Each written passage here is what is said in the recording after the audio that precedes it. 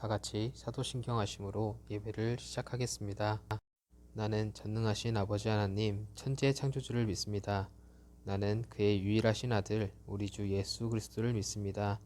그는 성령으로 잉태되어 동정녀 마리아에게서 나시고 본디오 빌라도에게 고난을 받아 십자가에 못 박혀 죽으시고 장사된 지 사흘 만에 죽은 자 가운데서 다시 살아나셨으며 하늘에 오르시어 전능하신 아버지 하나님 우편에 앉아 계시다가 거기로부터 살아있는 자와 죽은 자를 심판하러 오십니다. 나는 성령을 믿으며 거룩한 고운교회와 성도의 교제와 죄를 용서받는 것과 몸의 부활과 영생을 믿습니다. 아멘. 이 시간은 다 함께 찬양 드리겠습니다.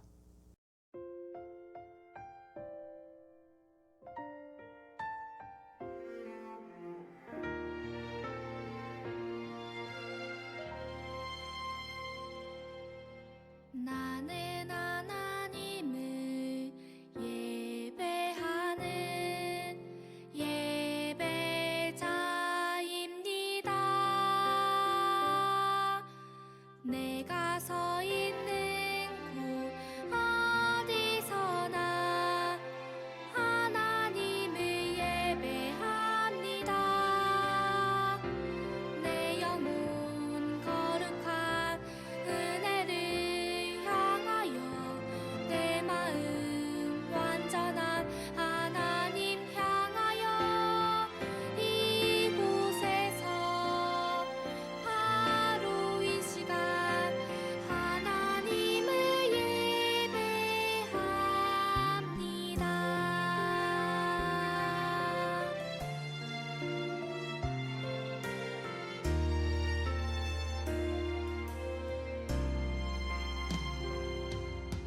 나는 하나님을 예배하는 예배자입니다.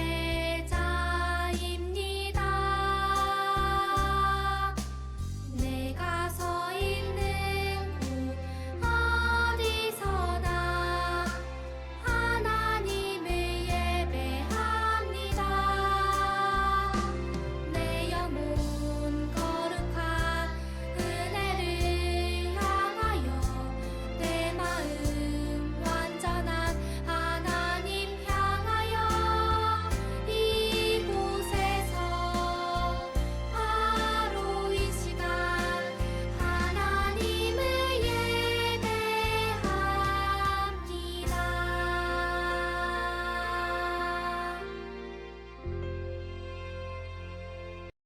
지금 이 시간은 하나님께 예물을 드리는 시간입니다. 예배 전 정성껏 준비한 예물을 하나님께 드립니다. 가족 중 한 명이 예물 드림에 기도를 드립니다. 드린 예물은 교회 예배가 가능해질 때 봉헌합니다.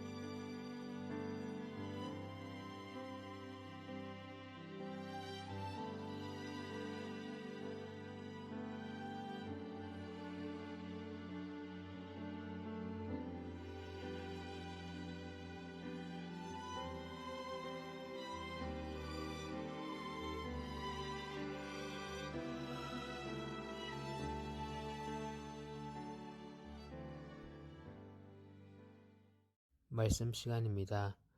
다 같이 본문 말씀 요한복음 12장 12절에서 13절 말씀 읽겠습니다. 그 이틀날에는 명절에 온 큰 무리가 예수께서 예루살렘으로 오신다는 것을 듣고 종려나무 가지를 가지고 맞으러 나가 외치되 호산나 찬송하리로다 주의 이름으로 오시는 이 곧 이스라엘의 왕이시여 하더라. 아멘. 오늘 말씀 제목은 호산나 찬송하리로다예요. 그런데 친구들 오늘 무슨 날인지 아는 친구 있나요? 오늘은 바로 종려주일이에요. 종려주일이란 예수님께서 공생의 끝에 마지막 사역을 감당하시기 위해서 예루살렘으로 들어가신 날이에요.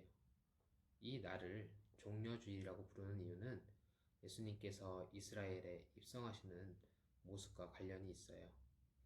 예수님께서는 예루살렘이 아닌 갈릴리에서 사역을 시작하셨고 많은 기적을 행하시면서 수많은 사람들이 예수님을 따라다니기 시작했어요. 이렇게 예수님을 따라다녔던 사람들 중에서 어떤 사람들은 예수님을 선지자라고도 말하고 또 어떤 사람들은 메시아라고도 말하면서 예수님을 따랐어요. 그렇게 공생의 시간이 지나고 예수님께서 이스라엘의 중심인 예루살렘으로 입성을 하시는데 예루살렘으로 들어가시기 전에 예루살렘과 가까운 여리고에서는 눈먼 사람의 눈을 뜨게 하셨고 또 베다니에서는 죽은 나사로를 살리시면서 예수님에 대한 사람들의 기대감이 높아지게 돼요. 이러한 상황 속에서 예수님께서 작은 나귀를 타고 예루살렘으로 입성을 하실 때 사람들은 종려나무 가지를 흔들며 호산나 찬송하리로다 라고 외쳐요. 그 당시 종려나무 가지를 흔드는 것의 의미는 전쟁에 나갔던 왕이 승리하고 돌아왔을 때 그것을 환영하며 했던 행위예요. 이 장면을 생각해 보면 화려하고 기쁨이 넘쳐 보인다고 생각할 수 있어요. 하지만 그때 예수님의 마음은 그렇게 행복하시지만은 않으셨을 거예요. 왜냐하면 예수님께서 가실 길은 그 사람들이 기대하는 길과는 전혀 다른 길이었기 때문이에요. 예수님께서는 자신이 가실 길이 영광의 길이 아니라 죽음의 길이고 빛나는 길이 아니라 심판의 길이라는 것을 제자들에게 말씀하셨지만 그들은 예수님의 말씀을 기억하지도 이해하지도 못하고 있었어요. 사람들은 그저 기적을 일으키는 한 영웅이 와서 자신들의 소원, 자신들의 필요와 요구를 채워줄 것이라는 기대로 환호성을 보낼 뿐이었어요. 그리고 그 사람들 중에는 어떻게 하면 예수님을 죽일까? 호시탐탐 기회를 엿보는 사람들도 있었어요. 이러한 사람들 사이에서 환영을 받는 예수님의 마음은 슬프고 아픈 마음이셨을 거예요. 요한복음 12장 27절을 보면 예수님께서는 지금 내 마음이 괴로우니 무슨 말을 하리오라고 말씀하고 계셔요. 실제로 예수님께서는 예루살렘에 들어간 이후로는 어떤 기적도 행하지 않으셨고 오히려 성전을 청소하며 그들을 꾸짖으시고 성전이 무너질 것이라고 말씀하셨어요. 또한 종교 지도자들과 논쟁을 하시고 군중들에게는 하나님의 나라에 대한 말씀만을 전하셨어요. 그러자 사람들은 예수님을 떠나게 되었고 그러한 상황 속에서 종교 지도자들은 예수님을 잡는데 성공을 하게 돼요. 그리고 그 과정 속에서 예수님의 제자들조차도 고난을 피해 도망을 치고 말았어요. 예수님의 말씀에 대해 무관심했던 사람들, 또 예수님의 말씀을 들었음에도 이해하지 못하고 도망갔던 제자들, 그리고 예수님의 말씀이 오히려 그들에게 방해가 되었던 그 당시 종교 지도자들, 이러한 사람들은 예수님이 자신들이 기대했던 모습의 메시아가 아니었기 때문에 등을 돌리고 말았어요. 하지만 진정한 신앙은 내가 원하는 것을 요구하는 것이 아니라 주님이 하신 말씀을 믿고 그 말씀에 따라 그 말씀을 이루며 살아가는 거예요. 그렇게 할 때 우리는 어떤 상황 속에서도 주님을 배신하지 않고 주님의 고난에 동참하며 주님의 나라를 이루어가는 사람들이 될 수 있어요. 많은 사람들이 자신들의 요구에 응답하지 않는 예수님을 떠날 때 예수님께서는 제자들에게도 이렇게 물으셨었어요. 너희도 나를 떠나려느냐? 그때 베드로는 이렇게 대답을 했었어요. 영생의 말씀이 주께 있사오니 우리가 누구에게로 가오리이까? 영생의 말씀, 오직 주님의 말씀 안에서 올바로 설 때 우리는 진정한 믿음의 길을 갈 수 있어요.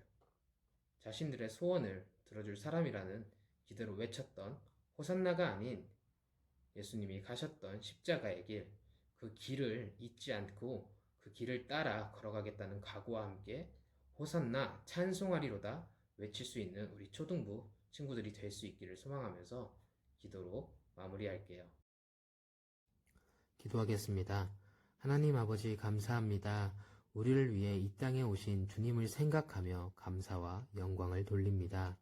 측량할 수 없는 큰 은혜를 입고 살아감에도 우리들의 모습은 너무나도 이기적이고 자기중심적일 때가 많았음을 고백하며 회개합니다. 이러한 저희들을 긍휼히 여기사 주님의 십자가 사랑을 붙잡고 살아갈 수 있는 지혜를 주시기를 간절히 원합니다. 죄에서 벗어날 수 없었던 저희를 구원해 주신 우리 주 예수 그리스도의 이름으로 기도드립니다. 아멘. 다 같이 주기도문 하심으로 예배를 마치겠습니다. 하늘에 계신 우리 아버지, 아버지의 이름을 거룩하게 하시며 아버지의 나라가 오게 하시며 아버지의 뜻이 하늘에서와 같이 땅에서도 이루어지게 하소서. 오늘 우리에게 일용할 양식을 주시고 우리가 우리에게 잘못한 사람을 용서하여 준 것 같이 우리 죄를 용서하여 주시고 우리를 시험에 빠지지 않게 하시고 악에서 구하소서. 나라와 권능과 영광이 영원히 아버지의 것입니다. 아멘.